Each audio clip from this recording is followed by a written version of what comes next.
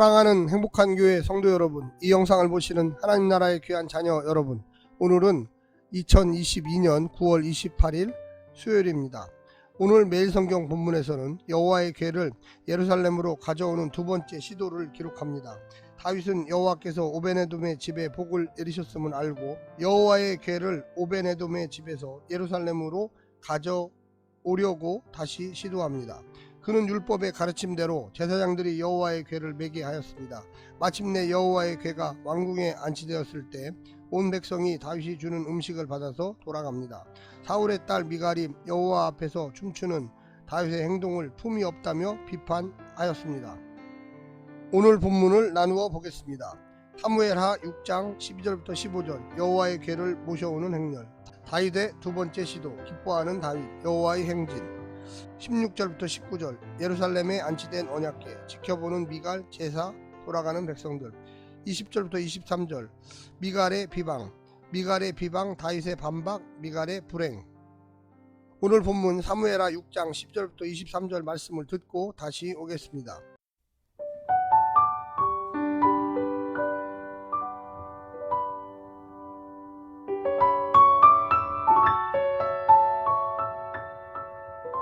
어떤 사람이 다윗 왕에게 아뢰어 이르되 여호와께서 하나님의 궤로 말미암아 오베데돔의 집과 그의 모든 소유에 복을 주셨다 한지라. 다윗이 가서 하나님의 궤를 기쁨으로 메고 오베데돔의 집에서 다윗성으로 올라갈새 여호와의 궤를 맨 사람들이 6걸음을 가매 다윗이 소와 살진 송아지로 제사를 드리고 다윗이 여호와 앞에서 힘을 다하여 춤을 추는데 그때에 다윗이 배 에봇을 입었더라. 다윗과 온 이스라엘 족속이 즐거이 환호하며 나팔을 불고 여호와의 궤를 메어오니라. 여호와의 궤가 다윗성으로 들어올 때 사울의 딸 미갈이 창으로 내다보다가 다윗 왕이 여호와 앞에서 뛰놀며 춤추는 것을 보고 심중에 그를 업신여기니라. 여호와의 궤를 메고 들어가서 다윗이 그것을 위하여 친 장막 가운데 그 준비한 자리에 그것을 두매 다윗이 번제와 화목제를 여호와 앞에 드리니라. 다윗이 번제와 화목제 드리기를 마치고 만군의 여호와의 이름으로 백성에게 축복하고 모든 백성 곧 온 이스라엘 무리에게 남녀를 막론하고 떡 1개와 고기 1조각과 건포도 떡 1덩이씩 나누어 주매 모든 백성이 각기 집으로 돌아가니라. 다윗이 자기의 가족에게 축복하러 돌아오매 사울의 딸 미갈이 나와서 다윗을 맞으며 이르되 이스라엘 왕이 오늘 어떻게 영화로우신지 방탕한 자가 염치 없이 자기의 몸을 드러내는 것처럼 오늘 그의 신복의 계집종의 눈앞에서 몸을 드러내셨도다 하니 다윗이 미갈에게 이르되 이는 여호와 앞에서 한 것이니라. 그가 내 아버지와 그의 온 집을 버리시고 나를 택하사 나를 여호와의 백성 이스라엘의 주권자로 삼으셨으니 내가 여호와 앞에서 뛰놀리라.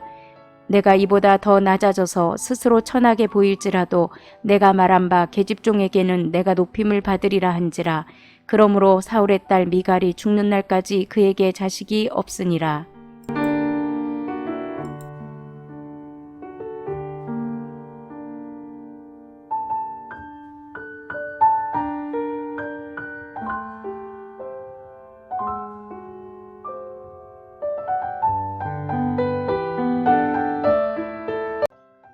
언약궤가 예루살렘에 들어왔다는 사실은 여호와께서 다윗 왕조의 영원한 후원자가 되셨음을 백성들에게 인식시켰습니다. 따라서 다윗 왕조는 정치적 권력을 누릴 뿐만 아니라 제의와 신앙에 있어서도 큰 영향력을 가지게 되었습니다. 미갈의 태도에서 암시되는 것처럼 사울은 이스라엘 사회에 미치는 신앙의 영향력을 무시하였습니다. 하지만 다윗은 자신의 통치 초기에 법궤를 다윗성 안에 모심으로써 제사장과 레위인들 그리고 경건한 모든 이스라엘 사람들의 지지를 얻을 수 있었습니다. 오늘 본문을 세 부분으로 나누어 자세히 설명드리겠습니다. 첫 번째, 하나님의 복에 기쁨의 춤으로 화답하다. 법궤를 보관한 오베네돔의 집이 복받았다는 소식이 다윗에게는 하나님의 진노가 풀린 사인으로 다가왔습니다. 이제 그는 율법이 명한 대로 고앗 자손의 어깨에 법궤를 메고 예루살렘으로 올라갔습니다. 소와 살찐 송아지로 제사하고 베옷 입은 다윗은 춤을 추고 이스라엘은 환호하고 나팔을 불며 축하하였습니다. 두려움과 떨림과 감사로 맞이하는 공동체에게는 나눔이 있고 축제가 있었습니다. 불법을 범하면서도 하나님을 지키려고 했던 우사의 헌신보다 자신을 조금도 지키지 않는 다윗의 춤을 받으신 것입니다. 두 번째는 다윗은 제사하는데 미갈은 없이 여기다. 미갈은 다윗의 춤을 이해하지 못했습니다. 그 기쁨을 알지 못했습니다. 그는 다윗의 겉모습만 보았습니다. 경건의 모양만 기대하였지 기존의 형식으로는 담아내지 못하는 하나님 임재의 기쁨과 회복의 기쁨, 그분의 살아계심을 확인할 기쁨을 알지 못했습니다. 우사가 불순종으로 살아계신 하나님을 죽은 자로 만들었다면 미갈은 예배를 근엄하고 고상한 종교 행위로 전락시켜 하나님을 죽은 자로 만들어 버렸습니다. 하나님께 어울리는 가장 진실하고 정성스러운 예배를 드리는 것보다 왕이 왕답게 보이는 것을 더 중요하게 여긴 것입니다. 전심으로 찬양하고 충만하게 살아있는 인간이 참된 하나님의 영광임을 미갈은 몰랐습니다. 경박스러운 예배를 경계하는 마음이 지나쳐 생기 없고 예전만 있는 경직된 예배가 되지 않는지 돌아보시기를 부탁드립니다. 마지막 세 번째는 다윗은 복을 받고 미갈은 수치를 당하다. 다윗에게 가장 중요한 것은 온 마음 다하여 하나님이 기뻐하시는 예배를 드리는 것이었습니다. 가장 정직하게 가장 적나라한 자신을 다 동원하여 하나님을 높이고 싶었습니다. 그것이 설령 미갈에게 보인 것보다 더 천하게 보일지라도 상관이 없습니다. 여호와 앞에서 스스로 자신을 꾸미거나 지키지 않는 다윗은 하나님께서 높이시고 영광, 무거움을 주셨지만 이미 사라진 사울에게서 물려받은 하찮은 권력에 의지하여 진실한 예배를 희생시켜 가면서까지 인간의 품위를 지키려고 한 미갈은 부끄러움을 당합니다. 경건의 능력에서 나온 경건의 모양인지 자신을 돌아볼 줄 알아야만 하겠습니다.